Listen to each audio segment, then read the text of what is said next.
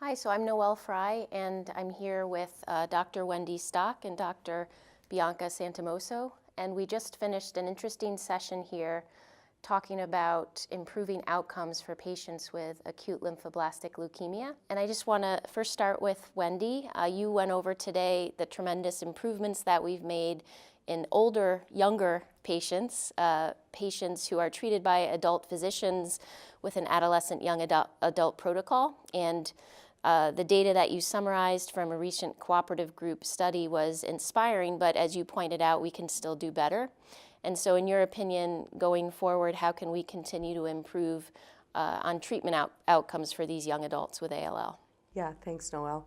Well, I think that one of the big issues is, as we talked so much about it at this meeting, was how we might be able to potentially improve outcomes without increasing toxicity.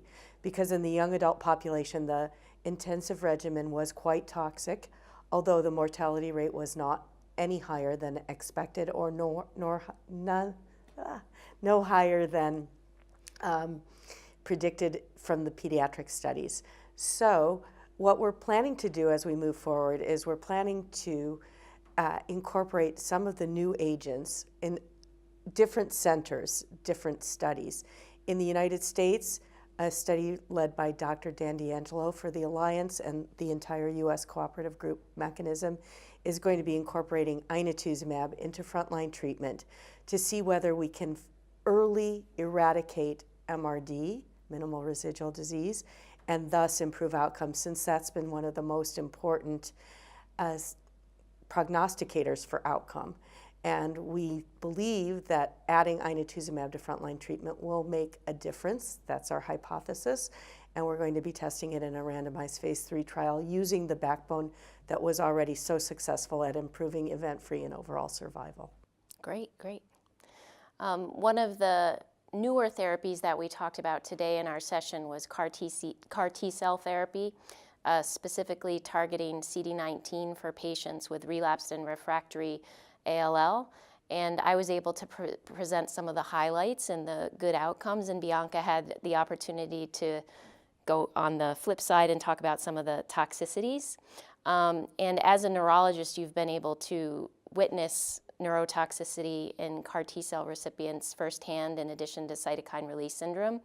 And I was really impressed with one aspect of your talk today, which was to describe and report on a new grading scheme that thought leaders have developed. And I was wondering if you can tell us how you think that might improve the progress of the field going forward. Right, thanks, Noelle. I think that I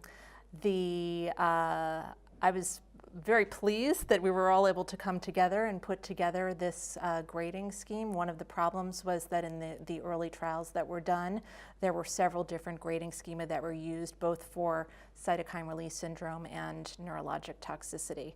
Especially for neurotoxicity, as you know, having treated these patients as well, it's hard to know what the significant events are, and there's a lot of subjectivity to the grading when you're talking about an encephalopathy.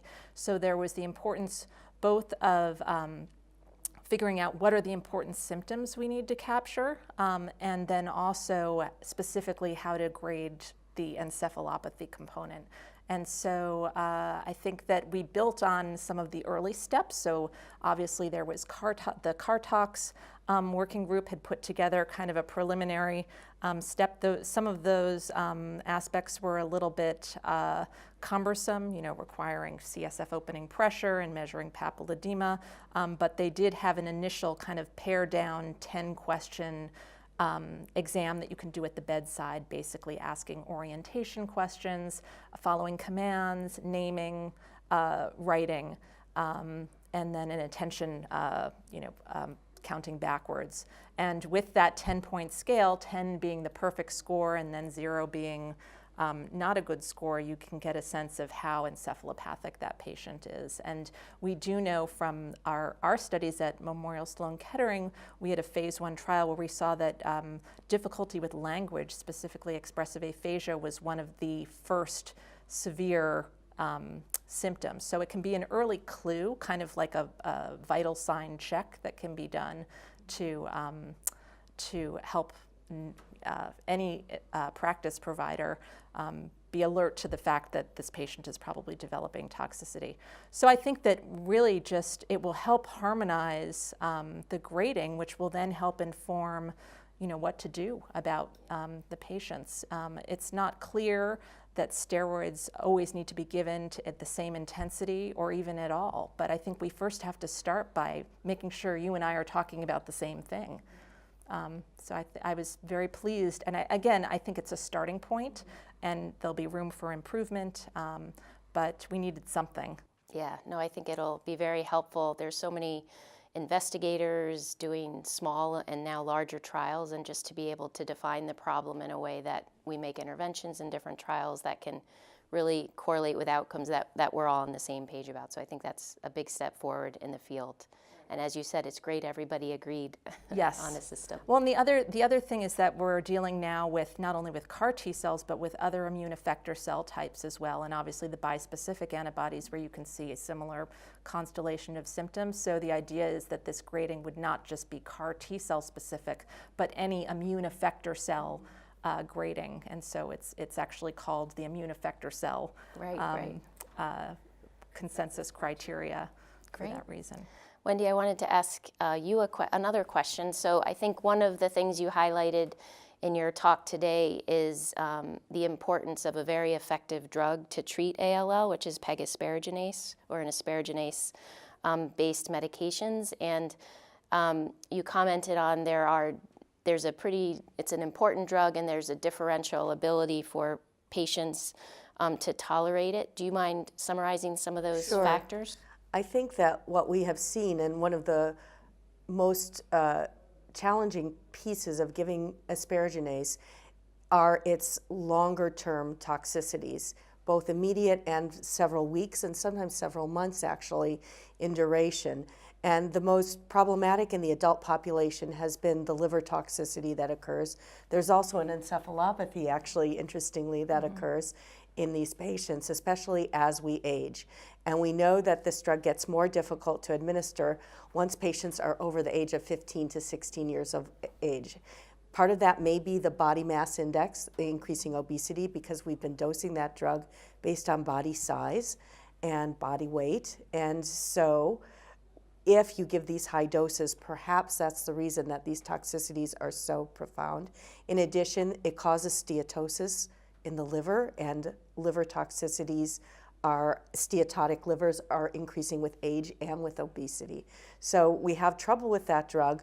There are many side effects of the drug, but as I said, the one that causes the most consternation among clinicians and patients is the liver toxicity, along with this feeling of malaise that the patients have. And so my hope is that perhaps by giving lower doses of the drug over time, and maybe individualizing the dose based on levels of asparaginase, which can now be measured in a commercial test, we can then tailor the dose of asparaginase appropriately so that we still get asparaginase levels that are therapeutic, as defined by previous studies, and yet minimize the toxicities. And from some pilot studies that have been done, it looks like that might be the case. And interestingly, in Europe, they tend to use lower doses, even in the pediatric population, than we've used in the United States. And as you know, they have outstandingly good outcomes. So that's my hope about trying to make it a more tolerable drug, because you're absolutely right. It is such an important drug in terms of efficacy in the population of patients with ALL. That's great. It's a drug I have a lot of respect for, which is a way of saying I fear it in some ways. Are the cooperative group studies measuring drug levels? Yeah, so in our new study, we've reduced the dose uniformly, not dramatically. I think we could have gone down lower, but we were trying to be conservative. We don't want to lose the beneficial effect that we have, and these studies need to be done prospectively. But in this study, prospectively, we are going to be measuring levels. And so we'll get an idea of how high we are and maybe how we could maybe go down, and whether or not later we'd have to test whether that truly does correlate with less toxicity.